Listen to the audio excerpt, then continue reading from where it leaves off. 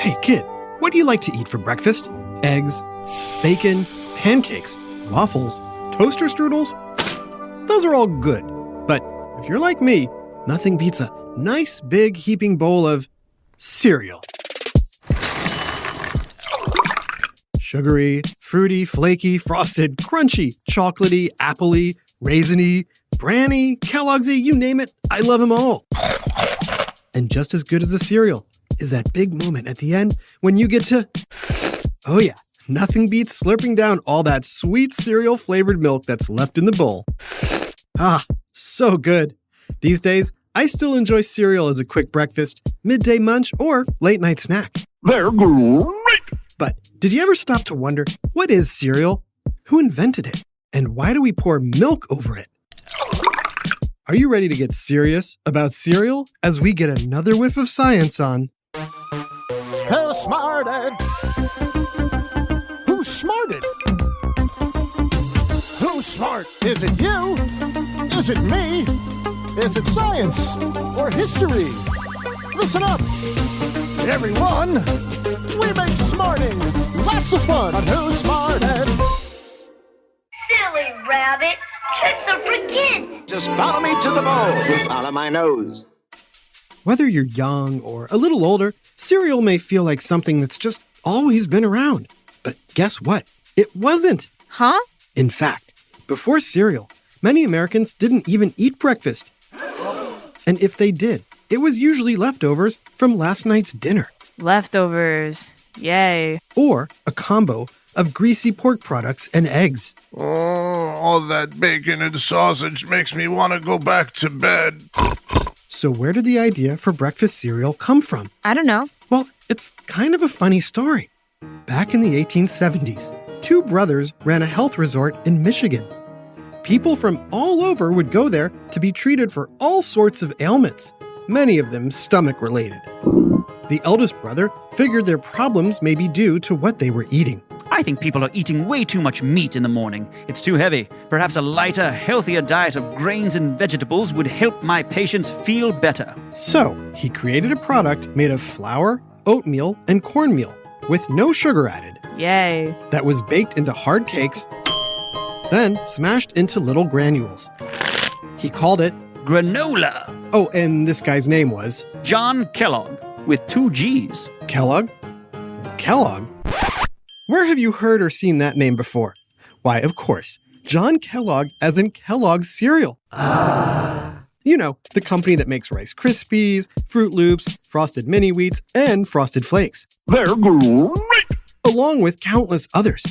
But before Toucan Sam, there was... Granola. He served this granola as a medicinal food, plain and dry. And while it might have been healthy for you, it was also super boring. Boring. People did not love it. However, John's younger brother, Will Kellogg, had a brilliant idea. John, hey John, what if we add milk to the granola to soften it up? Milk in cereal? That's crazy talk, baby bro. Hear me out. Adding milk will make the granola easier to chew and give the patients much needed calcium and other vitamins.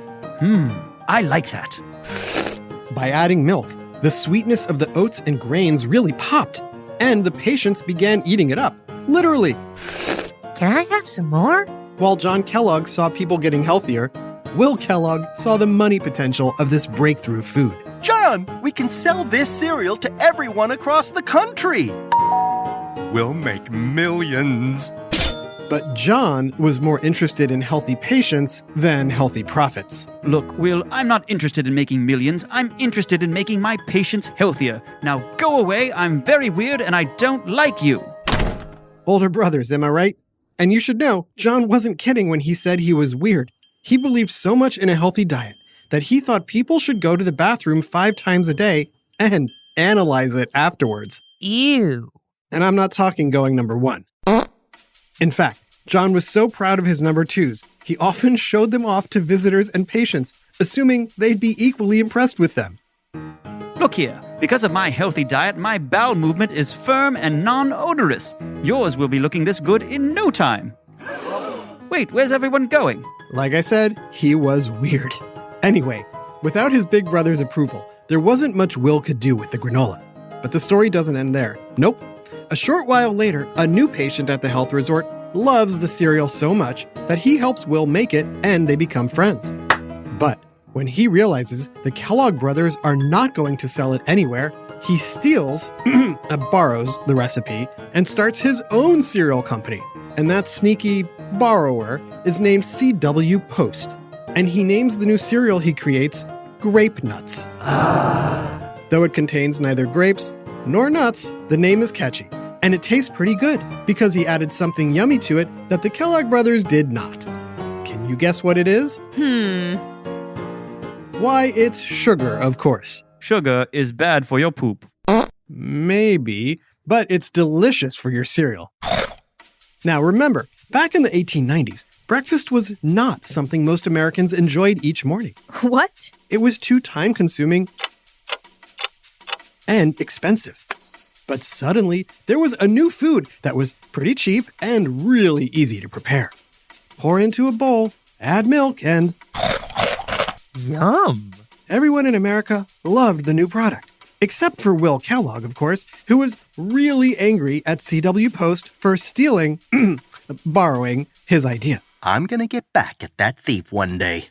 Then one morning, Will discovers a batch of cereal dough he accidentally left out overnight. In an effort to save this hard dough, he presses it through a roller. And just like that, something brand new is created. It's a flake. A corn flake. Will immediately showed his brother this new creation. If we add a little sugar to this, like Post did with his grape nuts, we could make 10 times as much money as him. No sugar, it's not healthy. And don't forget, I'm weird. I hate anything that tastes good. The brothers fought for years over whether to add sugar or not, until Will finally decides he's had enough. He discovered the cornflakes, so he's going to launch his own cereal called, well, Corn Flakes. Catchy, isn't it? sure. And while his former friend and now rival C.W. Post tries to compete, Kellogg's quickly become the #1 brand in America. Once other companies see how popular cereal is, they all jump on the breakfast bandwagon. Quaker creates puffed rice. And when a health clinician in Minnesota accidentally spills a wheat bran mixture onto a hot stove, they create what would become Wheaties for General Mills. Wheaties is the breakfast of champions. Not to be outdone, in 1928, Kellogg's creates a cereal that talks when you add milk. Can you guess what it is? Here's a hint. Snap, crackle, pop. Why, of course, it's Rice Krispies. And while the cereal became pretty popular on its own, it really took off after a Michigan woman discovered a delicious, gooey, chewy treat that you could make with them. More about that and the invention of your other favorite cereals right after this break. Now back to Who Smarted. So, any idea what sweet treat made Rice Krispies much more popular? Why, of course, it's the Rice Krispies treat. The yummy, gooey, marshmallowy goodness has been a favorite in lunchboxes and snack drawers for nearly 80 years. And it's all thanks to a woman named Mildred Day. What do you say, Mrs. Day? Let's see now. Back in 1938, I was troop leader for a youth organization called the Campfire Girls. My job was to help raise money for the summer camps. We did pretty well every year selling homemade brownies. That is until those sneaky Girl Scouts came out with their stupid cookies. I'll take 17 boxes of Samoas, please. We couldn't compete with that, so I decided to come up with something new, something fun the kids and parents could make together. I also wanted to support local businesses, and Kellogg's Rice Krispies were made right in our hometown of Battle Creek, Michigan. I grabbed me a box of that talking cereal, added butter and marshmallows, and bam! The Rice Krispie treat was born. Oh, and we crushed the Girl Scouts at the bake sale that year. Take that, Thin Mints. Over the next few decades, the cereal world exploded with the release of Frosted Flakes, Cocoa Krispies, Fruit Loops, Fruity Pebbles, Captain Crunch, Lucky Charms, Apple Jacks, and Count Chocula, just to name a few. Between the non-stop, bright, colorful commercials, fun mascots, They're great! and prizes hidden in cereal boxes, cereal became a billion-dollar industry. And do you know what all of those cereals have in common? Sugar. Lots and lots of sugar. So much, in fact, that by the 1980s, the government began to look into how healthy, or rather unhealthy, cereal had become. I wonder if eating lots of sugar in the morning is good for kids. Should we go back to meats? Eventually, more health-conscious consumers began asking for different options for their kids. By the 1990s, more organic and granola-based cereals with less added sugar began arriving in grocery stores. So, in a way, both Kellogg brothers got their wish. Will thought that adding sugar would make cereal popular, and it did.